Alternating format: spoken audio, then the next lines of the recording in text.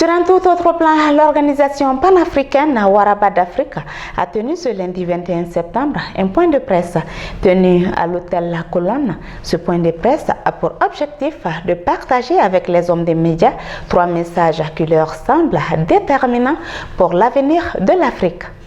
Il s'agit essentiellement des organisations africaines. Voilà. Nous sommes arrivés, c'est une délégation qui est arrivée hier, ici à Bamako, pour venir exprimer 3 messages qui nous semblent déterminants pour l'avenir de l'Afrique.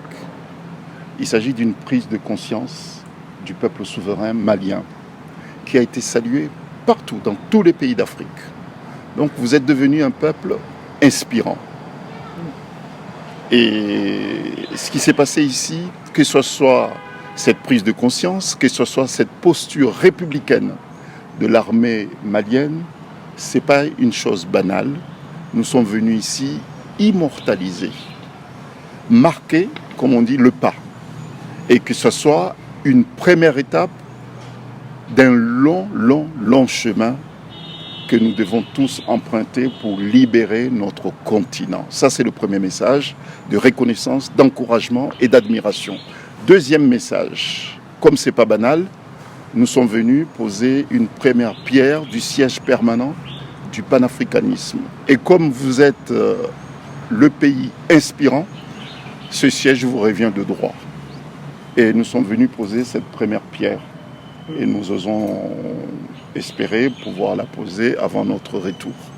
Et puis, troisième chose, puisqu'il faut dire les choses telles qu'elles sont, tous les pays d'Afrique, notamment les pays francophones, sont atteints d'une grave maladie qui s'appelle le cancer de la dictature.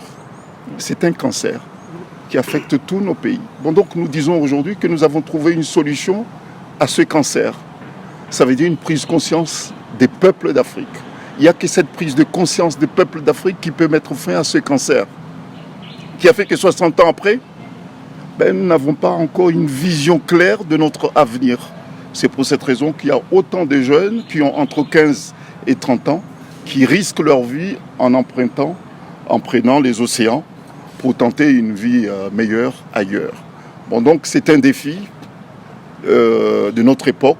Il n'y a que nous, les Africains, qui sont capables, et je l'ai dit, capables, nous sommes capables de trouver une solution à cela.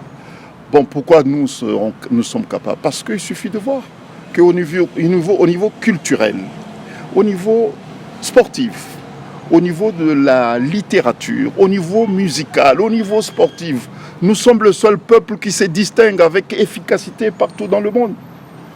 Écoutez, il faut trouver un élément, un discours politique, je le dis clairement, un discours politique fédérateur.